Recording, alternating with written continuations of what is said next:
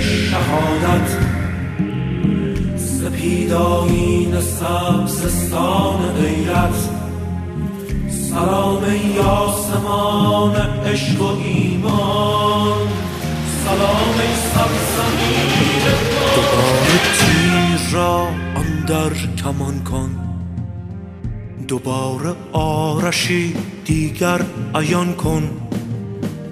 بتازم رخش را در بیشه هایت، بزاین رستمی از ریشه هایت.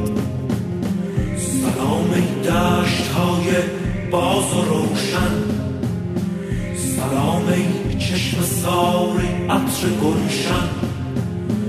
سلام ای کوه های سخت و سرکش، سلام ای آبی دریای بیغش.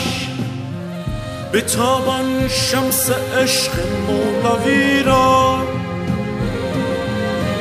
بخوانی نامه های مثنوی را.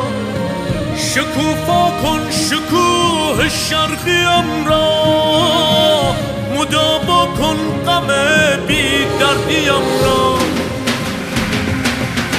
سکوتم را به فریادی بدل کن، تمام حرفهایم را غزل کن.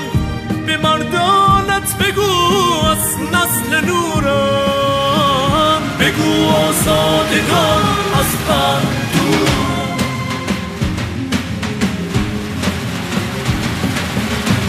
بگو از سوزها و سازهایت، فدای مستی آوازهایت.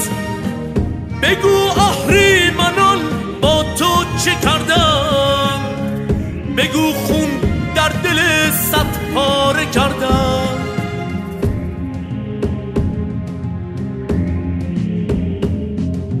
بیدار باش و هوشیار ای سرزمین رستگار، آیین تو آزادگی، رستن ز بند بندگی. پاینده باشی ای وطن، ایران من، ایران من.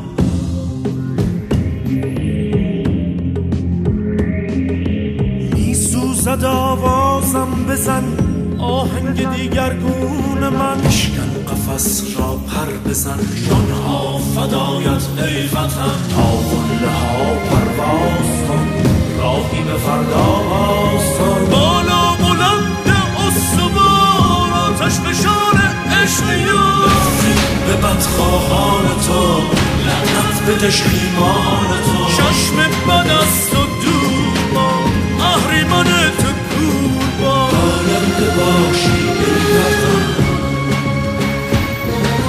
ایران من، ایران من. پاینده باشی ای وطن، ایران من، ایران من.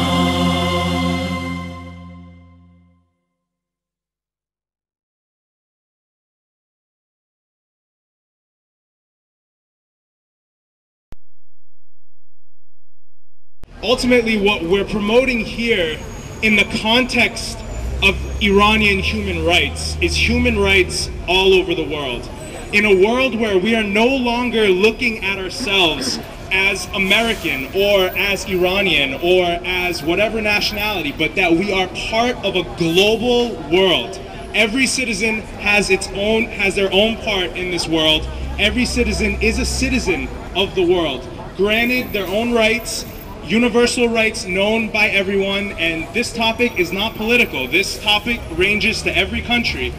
So ultimately, we want to promote global consciousness. We want to promote global awareness of these things that are happening all over the world, not just in Iran. We got lucky enough during Iran where we got press coverage, but there are countries going through this every single day. And it would not be fair if we just paid attention to this one focus. So